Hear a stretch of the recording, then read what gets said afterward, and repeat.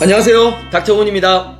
안녕하세요, 삼부자쌤입니다. 요즘에 뉴스 보니까 MZ세대들 무지출 챌린지 이런 것들이 막 나오더라고요. 네. 뭐 물가가 올라가면서 답이 없잖아요. 그러니까 아끼는 거라도 극도로 줄이자 이런 것들이 나오는데, 일단 뭐 그분들은 아주 훌륭한 분이신 것 같아요. 챌린지까지 하면서 돈을 조금이라도 모을 수 있다라는 거는 저는 아주 훌륭하다고 생각하고 있고, 오늘은 이제 그 아끼고 뭐 모으고 불리는 뭐 이런 과정들을 거쳐야 되는데, 그 중에서 아끼는 거에 대해서 한번 얘기를 좀 해보고 싶어서 오늘 이 시간 한번 마련해봤으면 좋겠습니다. 네, 오늘 그런 얘기들을 좀 한번 잘 들어보도록 하겠습니다. 그럼 시작하기 앞서 구독과 좋아요 부탁드리겠습니다. 금융투자의 시민 시작합니다.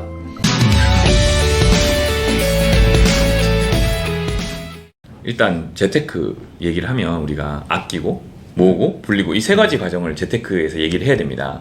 이 세 가지 중에 어떤 거에 관심이 제일 많을 것 같으세요? 일단 돈을 버는 거에 관심이 많을 것 같은데요. 버는 거. 네. 그렇죠. 버는 거 관심 많죠. 근데 사실은 정해져 있어요. 보통 취업을 해가지고 버는 그쵸. 거, 우리가 뭐 사업을 한다 그러면 버는 걸 좀 다르게 할 수 있죠. 마케팅을 통해서 다르게 할 수 있는데, 대부분의 사람들은 취업을 하잖아요. 그런 사람들은 버는 게 정해져 있습니다. 그러면 할 수 있는 거는 아끼고 모으고 불리고 이 세 가지 과정밖에 없어요. 사람들은 대부분 불리고에 관심이 많아요. 우리가 수익률 5% 10%에 되게 고민하잖아요. 주식 공부하고 이러잖아요. 사실 그 정도는 아무것도 아닙니다. 아끼고를 해버리면. 아끼고는요, 그만큼 100% 나는 거예요. 내가 아낀 만큼. 근데 그렇게 그거를 고민을 합니다, 사람들이. 그러면 아끼는 게 불리는 것만큼 중요하다 이런 말씀이시네요. 불리는 거보다 제가 볼 때는 훨씬 더 선행적으로 중요하다. 그렇게 얘기하고 싶어요, 저는. 듣고 보니 좀 그렇네요. 그렇죠. 어떻게 보면 우리가 종잣돈 원금을 가지고 몇 프로 수익 내봐야 어떻게 보면 딸랑 몇십만 원, 몇백만 원인데, 그렇죠. 그 금액을 아낀다라고 하면 이건 수익률로 환산하면 100%라는 말씀이신 거잖아요. 항상 플러스 5% 수익률 낸다는 게 쉬운 일이 아니잖아요. 한 400만 원 적금 넣어야 한 달에 10만 원 정도 수익 냅니다.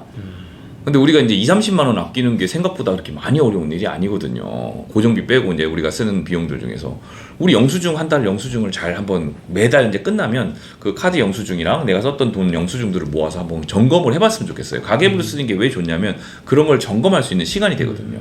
우리가 썼던 돈을 잘 보면 분명히 2, 30만 원 정도 줄일 돈이 있을 겁니다. 그렇네요. 네. 근데 그렇다고 해서 뭐 소비를 안 할 수는 없잖아요. 그리고 또 젊은 친구들 소확행, 또 나의 만족을 위한 소비들, 이런 것들도 좀 중요시 여기는 분들이 분명히 있거든요. 그걸 이제 사고방식 바꿔야 된다니까. 그걸 이제 그렇게 해가지고 되냐. 음식 비싼 거 그렇게 먹으면 안 돼요. 물론 나쁜 음식을 먹으면 안 되겠죠. 맨날 라면만 사 먹고 편의점 음식만 사 먹고 그렇게 살면 안 되겠죠. 그거는 몸에 건강하게 않으니까. 근데 식음료비 잘 보세요. 얼마나 많이 쓰는가. 스타벅스 많이 가잖아요. 그리고 음식 좀 비싼 거, 요새 식대비가 얼마나 많이 올랐냐면 김밥 천국에서 라면에 김밥 먹으면 뭐 7, 8천 원 할걸요? 그 정도로 돈이 비쌉니다. 그래서 식대비 같은 것도 아껴야 되고, 은근히 우리 인터넷 쇼핑 있죠. 알게 모르게 많이 씁니다. 저도 보니까 인터넷 쇼핑 결제할 때 카드를 안 집어넣기 시작하면서부터 훨씬 더 많이 쓰게 돼요. 카드 등록해 놓으면 클릭 하나에 끝나잖아요. 그런 쇼핑들 아껴야 되고, 문화생활비 꼭 해야 되나요? 젊었을 때 돈이 지금 현재 목돈 모으기 전까지 뭐 아주 기본적인 것만 빼고는 웬만하면 좀 아낄 수 있는 돈들이라고 생각합니다. 그런 것들 좀 아껴가지고 한 달에 한 2, 30만 원만 아껴보십시오. 그러면은 우리 진짜 재테크로 5%, 10% 내는 것보다 훨씬 많은 수익을 내고 있는 거예요. 맞는 말씀이긴 한데 듣다 보니까 뭔가 좀 답답하긴 하거든요. 지금 문화생활비 아껴라, 먹는 것도 좀 아껴라. 일단 뭐 삼부자 쌤이 뭐 저희 부모님이나 형이 아닌 거에 일단 저는 감사를 하고요.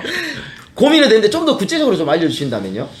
하여튼 여러 가지 있는데, 아까 전에 이제 말씀드린 식음료비 아껴야 되는 거, 커피가 대부분 4, 5천 원 정도 하잖아요. 그런 비용들 한 달에 얼마나 쓰는지 한번 잘 보시기 바라고. 두 번째, 음식도 저렴하고 좀 그래서 좀 건강에 나쁘지 않은 그런 음식들을 먹고, 쇼핑 같은 것도 의미 없이 필요 없는 건 내가 필요한 건지 니즈한 건지 원치한 건지 그걸 확인해가지고 쇼핑하시고 했으면 좋겠고요.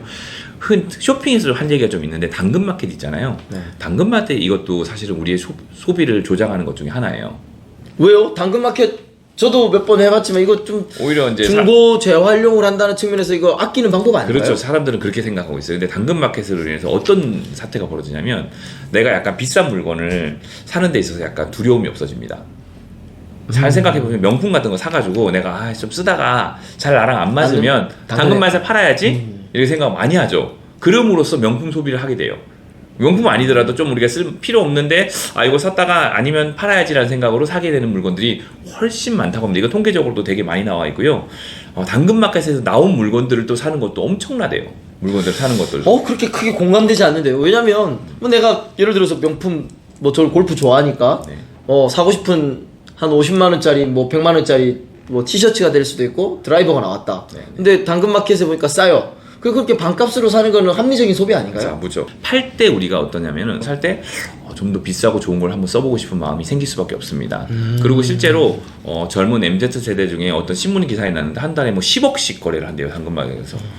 어차피 팔면 되니까 내가 어차피 뭐 11억원치 사가지고 10억 파는 건데 그런 소비가 사실은 알고 보면 그래도 똑같은 가격에 파는 건 아니잖아요. 그렇죠. 낮춰서 팔다 보니까 손해 나는 일이 많지 않을까 싶고 필요 없는 물건을 사는 것 자체가 소비입니다. 그건.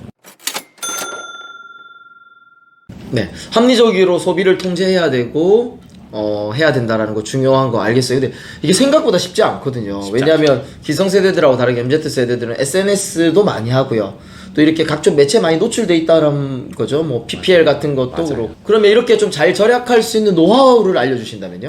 뭐 일단 아낀다는 마인드를 가지고 있어야 되겠죠. 돈 소비를 좀 줄인다는 마인드를 가지고 있으면서 물건을 살 때 딱 세 가지만 생각하라고 합니다. 많은 재테크 세적에서 얘기를 해요. 이거는 세 가지 생각하는데 첫 번째는 그거예요. 필요한 건지 니즈와 원치 얘기하잖아요. 필요한 거면 사야죠. 그렇죠. 필요한 건 사야 됩니다. 아닌데 내가 원하는 걸 수가 있어요. 그 원하는 거라면은 좀 생각해볼 만한 문제입니다. 근데 원하는 거와 필요한 거의 차이는 이런 거예요. 있으면 좋은 거 있잖아요. 네. 그건 원하는 겁니다. 있으면 좋은 건 살 필요 좋잖아요, 근데. 있으면 좋지. 근데 없어도 살 수 있는 거는 굳이 살 필요 있을까요? 내 마음이 좋은데. 고민입니다. 여유 있으면 사십시오. 네, 그래서 그 두 번째 질문을 해야 되는 겁니다. 예산에 여유가 있는가? 그래서 첫 번째 내가 니즈인지 원인지 한 다음에 통과를 했어. 그랬으면 예산에 여유가 있는가를 봐야 돼요. 예산 요번 달에는 내가 지난달에 여행을 갔다 와서 카드 할부가 있어. 카드 빚이 있어서 예산이 좀 모자라. 근데 굳이 무리해서 또 이걸 할부로 해가지고 살 필요는 없다는 거야. 그런 식으로 사면 안 됩니다. 그래서 예산에 여유가 있는 걸 봐야 됩니다. 마지막으로는 이걸 대체할 만한 좀 저렴한 상품 아니면 다른 상품들이 있는가? 아니면 혹시 내가 가지고 있는 상품 중에서 지금은 사고 있는 걸 대체제가 있는 것인가를 확인해 보시고 이 세 가지를 다 통과하면 사야죠. 필요한 건 사야 됩니다. 그리고 소비를 함으로써 나에게 주는 만족감도 있기 때문에 필요한 건 사야 되고요. 또 중요한 거는 이왕 살 거면 옳은 걸 사라고 말하고 싶습니다. 저렴하다고 무조건 좋은 건 아닙니다. 물건을 살 때는 옳은 걸 사야 됩니다. 오래 쓸 수 있고 괜찮게 그 기능을 발휘할 수 있는. 그래서 이 세 가지와 옳은 걸 산다는 걸 가정하시고 물건을 사시면은 좀 도움이 되지 않을까 생각합니다. 오히려 싼 게 비지떡일 수도 있다. 그런 거 엄청 많습니다. 세 가지를 잘 정리해 주셨는데 니즈와 원치 그리고 나의 예산에 맞는 것들 그리고 대체제. 대체제가 더 저렴한 게 있는 거 보고 옳은 걸 사라. 네, 오늘 말씀 잘 들었습니다. 소비를 줄이는 게 수익률을 내는 것보다 훨씬 더 중요하다. 그리고 그런 합리적인 소비를 할 수 있는 방안을 또 구체적으로 알려주셔서 되게 의미 있는 시간이었던 것 같습니다. 이게 우리가 수익률 내는 거에 대단히 많이 집중을 합니다. 그리고 저에게도 뭐 어떤 주식을 살까요? 어떤 적금을 들까요? 이런 질문들을 많이 해요. 근데 수익률 10만 원 내는 게 진짜 400만 원 적금 5%짜리 드는 거랑 똑같거든요. 그걸 잘 생각하시고 10만 원 아낀다는 생각으로 사시는 게 훨씬 더 좋은 결과가 있을 거고요. 앞으로 뭐 수익 모으는 방법과 수익률 내는 방법도 한 번 더 뭐 시간을 내 가지고 얘기해 보면 좋을 것 같긴 한데 그 전에 선순위가 바로 아끼는 거. 어떻게 하면 아낄까? 합리적으로 소비할까를 꼭 고민해 보시기 바랍니다. 네, 오늘 합리적인 소비에 관해서 말씀 잘 들었습니다. 다음 시간에는 좀 더 좋은 내용으로 찾아뵙도록 하겠습니다. 감사합니다.